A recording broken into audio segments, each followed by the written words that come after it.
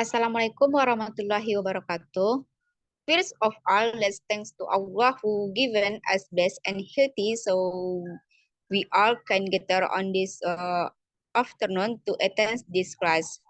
Salawat and prayer we send to our greatest Prophet Muhammad Sallallahu Alaihi Wasallam with saying Allahumma salli ala Sayyidina Muhammad wa ala ali Sayyidina Muhammad. To Honorable Mrs.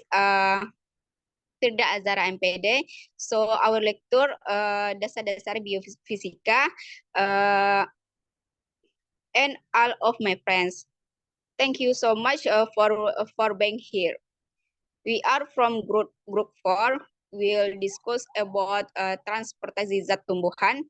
But before that, let's me introduce our member. My name is Wahyuni dengan name 23189 as moderator and my partner Helmaliza Fitri dengan name 2031017 Auziatur Rahmi 2031047 and Ratu Dwi Nintias 2031076. The first material will be explained by me. Transfer of substance in plants.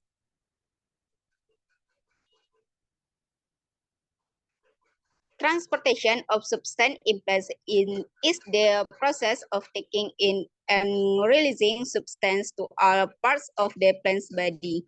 Plants have a transport system that drains water and mineral salts ions from the soil, which are absorbed by the roots and are channeled to various aerial plants through the stems. Nah, yang pertama itu ada transport zat pada tumbuhan. Nah, transport zat tersebut merupakan proses pengambilan dan pengeluaran zat-zat ke seluruh bagian tubuh tumbuhan. Nah, tanaman memiliki sistem transportasi yang mengalirkan air dan garam mineral atau yang disebut dengan ion-ion dari tanah yang diserap oleh akar dan dialirkan ke berbagai area tanaman melalui batang. Next. Selanjutnya itu ada intravaskular dan extravascular transport. Nah, intravascular transport is the transport of water and nutrients through the transport vessels, namely xylem and phloem. The transport process in this vessel occurs vertical, which means that water is transported to the leaves through the xylem vessels, while the transportation of photosynthetic product from the leaves to all parts of the plant is carried out by the phloem vessel. And next itu ada extravascular transport, yaitu is the transport of water and nutrients without going through the transport vessel, either xylem and phloem. This transport goes from cell to cell and usually in a horizontal direction, where it starts from the epidermis of the root hair, then enters the cortex layer, then into the endodermis and reaches the vascular bundles. Nah, selanjutnya itu ada transportasi zat pada tumbuhan itu terbagi atas dua, yaitu ada transportasi zat melalui intravaskuler dan ekstravaskuler. Nah, transportasi intravaskuler itu sendiri itu merupakan pengangkutan air dan zat hara melalui pembuluh angkut yaitu xylem dan phloem. Nah, proses pengangkutan dalam pembuluh ini terjadi secara vertikal yang berarti pengangkutan air ke daun melalui pembuluh xylem. Nah, sedangkan pengangkutan hasil fotosintesis dari daun ke seluruh bagian tubuh dilakukan oleh phloem. Nah, selanjutnya itu ada transportasi melalui ekstravaskuler. Nah, transportasi ini merupakan kebalikan dari transportasi intravaskuler, yang mana ini merupakan pengangkutan zat menggunakan air dan zat hara tanpa melalui pembuluh angkut, baik itu xylem maupun phloem. Nah, pengangkutan ini berjalan dari sel ke sel dan biasanya dengan arah horizontal, di mana dimulai dari epidermis rambut akar, kemudian masuk ke lapisan korteks, lalu ke endodermis, dan sampai pada berkas pembuluh angkut. Nah, mungkin sekian dari saya. Materi selanjutnya itu akan dijelaskan oleh Zia. Zia tuh. Betul. Kepada materi selanjutnya itu akan dijelaskan oleh Ratu. Kepada Ratu, disilahkan. Baiklah, terima kasih moderator. Next material, mechanism of water transport by xylem. Xylem is a complex transport tissue in plants composed of various types of cells. Xylem as a function as a place to transport water and minerals from the roots to the leaves. The cells that make up the xylem tissue are mostly the cells with thick walls made of lignin. First, of all water is absorbed by root hairs. Then, the water enters the epidermal cells by osmosis. Next, the water will go through the cortex. From the cortex, water then pass through the endodermis and pericycle. Furthermore, water enters the xylem tissue in the roots. After arriving at the root xylem, water will move into the stem xylem and into the leaf xylem. Next.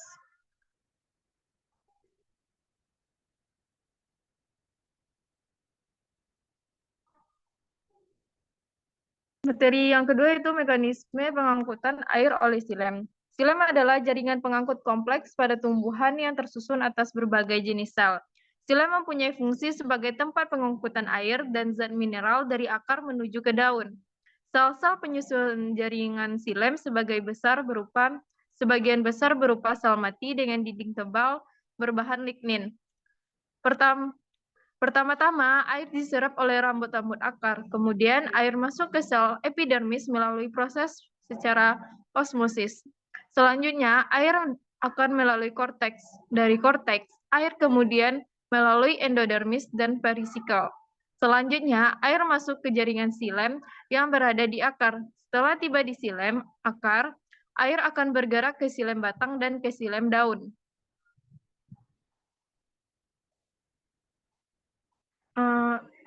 Selanjutnya, mechanism of transfer of photosynthetic products by the phloem.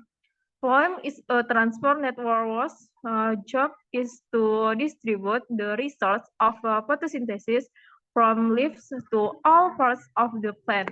The results of photosynthesis are used in the process of plant growth and development. The process of transporting food materials in plants is known as a translocation. Translocation is the transfer of photosynthetic products from leaves or organs where they are stored to other parts of the plant that need them. The vascular tissue responsible for distributing the result of photosynthesis to all parts of the plant is the phloem. The most abundant solutes in phloem soup are sugars, especially source. In addition, phloem soup also contains mineral, amino acids, and hormones. Transportation in the phloem vessels can take place in all directions, namely from the source of sugar or a place for storing photosynthesis resource to other plant organs that need it. One shift in a bundle can carry phloem fluid in one direction, while fluids in another type in the same bundle can flow in a different direction. For each shift tube, the direction of transport depends only on the location of the sugar source and what strong area connects by type. Mekanisme pengangkutan hasil fotosintesis oleh floem. Floem merupakan jaringan pengangkut yang bertugas untuk menyalurkan hasil fotosintesis dari daun ke seluruh bagian tanaman. Hasil fotosintesis ini dipakai dalam proses pertumbuhan dan perkembangan tanaman. Proses pengangkutan bahan makanan dalam tumbuhan dikenal dengan translokasi. Translokasi merupakan pemindahan hasil fotosintesis dari daun atau organ tempat penyimpanannya ke bagian lain tumbuhan yang memerlukannya. Jaringan pembuluh yang bertugas mengedarkan hasil fotosintesis ke seluruh bagian tumbuhan adalah floem atau pembuluh tapis. Zat terlarut yang paling banyak dalam getah floem adalah gula, terutama sukrosa. Selain itu, di dalam getah floem juga mengandung mineral, asam amino, dan hormon. Pengangkutan pada pembuluh floem dapat berlangsung ke segala arah, yaitu dari sumber gula, atau tempat penyimpanan hasil fotosintesis ke organ lain tumbuhan yang memerlukannya. Satu pembuluh tapis dalam sebuah berkas pembuluh bisa membawa cairan floem dalam satu arah, sementara cairan di dalam pipa lain dalam berkas yang sama dapat mengalir dengan arah yang berlainan. Untuk masing-masing pembuluh tapis, arah transport hanya bergantung pada lokasi sumber gula dan tempat penyimpanan makanan yang dihubungkan oleh pipa tersebut. Sekian materi dari saya kembalikan kepada moderator.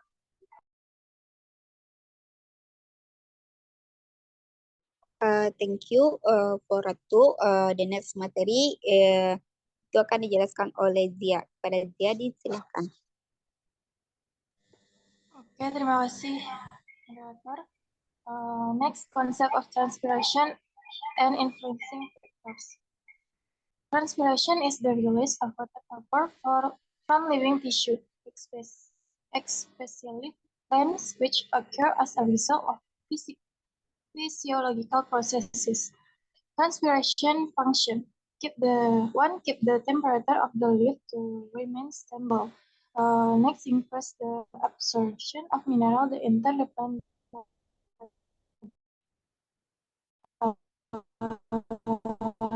Next is cause of excess water.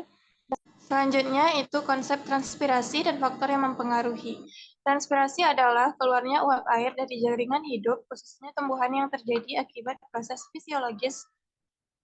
Fungsi transpirasi antara lain menjaga suhu pada daun agar tetap stabil, kemudian meningkatkan penyerapan mineral yang masuk ke dalam tubuh tumbuhan bersamaan dengan penyerapan air, kemudian membuang kelebihan air yang tidak digunakan lagi pada tubuh tumbuhan, dan terakhir mencegah dehidrasi pada tanaman.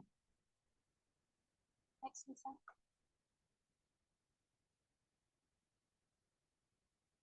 Factor affecting the rate of the transpiration are 1. Soil moisture, next ambient temperature, air humidity, light effect, wind velocity, atmospheric pressure, internal factor influence.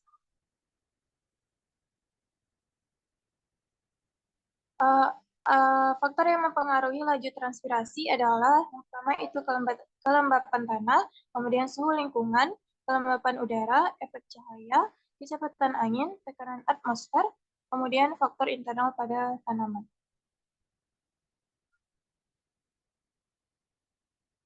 Next, the link between photosynthesis and transport of substance.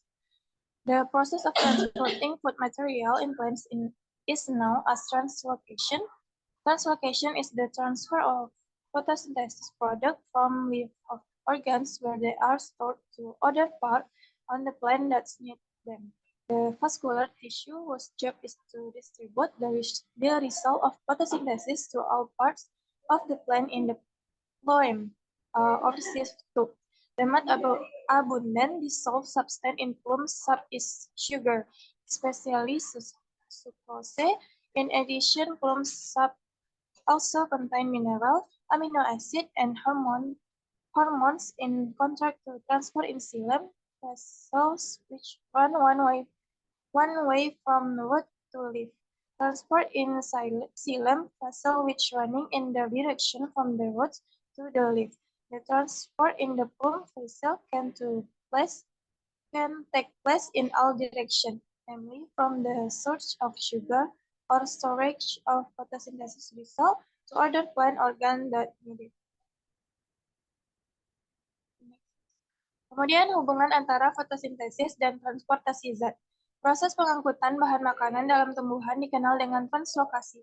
Translokasi merupakan pemindahan hasil fotosintesis dari daun atau organ tempat penyimpanan ke bagian lain tumbuhan yang memerlukannya.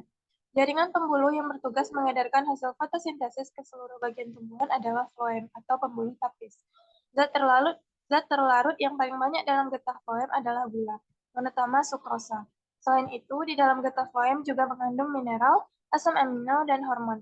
Berbeda dengan pengangkutan pada pembuluh silam yang berjalan satu arah dari akar ke daun, pengangkutan pada pembuluh silam yang berjalan satu arah dari akar ke daun, pengangkutan pada pembuluh floem dapat berlangsung ke segala arah, yaitu dari sumber gula atau tempat penyimpanan hasil fotosintesis ke organ lain tumbuhan yang memerlukannya. Next, the relationship between hormones or auxin, cytokinin, gibberellin on the movement of nutrient and water in plants. Hormones can affect growth because they produce signal message for a cell to divide and can also activate enzymes. Kaitan antara hormon auksin, sitokinin, gibberellin pada pergerakan nutrisi dan air di dalam tumbuhan. Hormon dapat memengaruhi pertumbuhan karena menghasilkan pesan sinyal kepada sel untuk melakukan pembelahan dan juga dapat mengaktifasi enzim.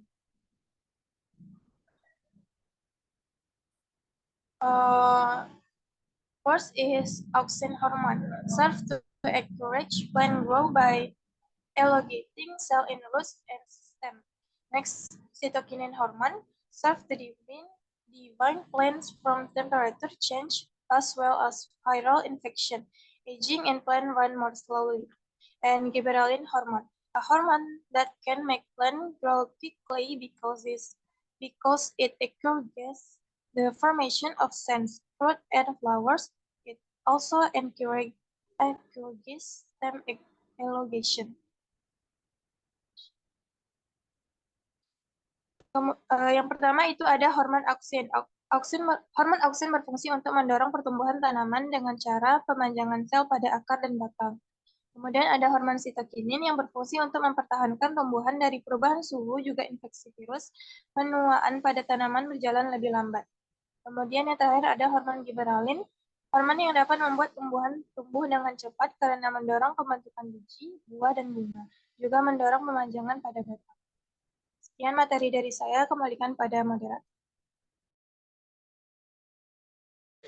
Oke, thanks to Zia. The next materi yaitu case study yang akan disampaikan oleh Liza.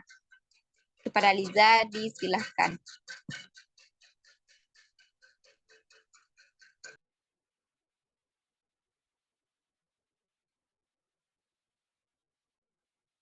Okay, thank you, moderator. The next material by me, case study mechanism for winter adaptation of plants. One of the main mechanisms is the production of proteins called antifreeze proteins, or AFPS or antifreeze proteins. AFPS or antifreeze proteins are specialized proteins produced by some organisms of water in the cell. AFPS are often found in organisms that live in very cold environments, such as plants in polar regions or snowy mountains. Adapun studi kasus yang kami bahas di sini yaitu mekanisme tanaman beradaptasi di musim dingin. Salah satu mekanisme utama adalah pada produksi protein yang disebut dengan antifreeze proteins atau proteins organisme, termasuk beberapa jenis tanaman, untuk bertahan hidup dalam suhu rendah dan mencegah pembekuan air di dalam sel. AFP ini biasanya ditemukan pada organisme yang hidup di lingkungan yang sangat dingin seperti tanaman di daerah kutub atau pegunungan bersalju. Plant mechanism using AFPS proteins, antifreeze proteins. One, inhibit the growth of ice crystal. These proteins help plants to survive low temperatures by preventing freezing or cell damage due to crystallization of water in the cells. Two, accumulation of antifreeze. This antifreeze substance help prevent the freezing of water inside cell. The mechanism is similar to AFBS in preventing ice crystal formation and protecting cell from freezing damage. Three, selective resistance.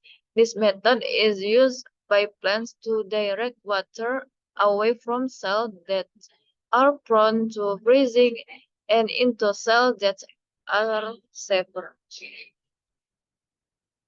Yaitu adapun mekanisme tanaman yang menggunakan protein AFPS antifreeze protein ini yaitu yang pertama menghambat pertumbuhan kristal es, yang dimana protein ini membantu tanaman untuk bertahan dalam suhu rendah dengan mencegah pembekuan atau kerusakan sel akibat kristalisasi air di dalam sel. Yang kedua, sebagai akumulasi zat antifreeze. Zat antifreeze ini membantu mencegah pembekuan air di dalam sel. Mekanisme ini mirip dengan AFPS dalam mencegah pembentukan kristal es dan melindungi sel dari kerusakan akibat pembekuan. Dan yang ketiga, tahan beku atau selektif.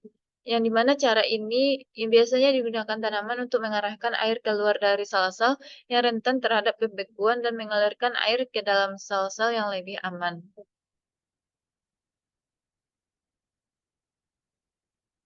Next, examples of winter adapted plants. One, pine trees. Pine trees have adaptation that allow them to survive the winter. They have needles that are resistant to freezing and also produce a resin that protect them from damage from low temperature.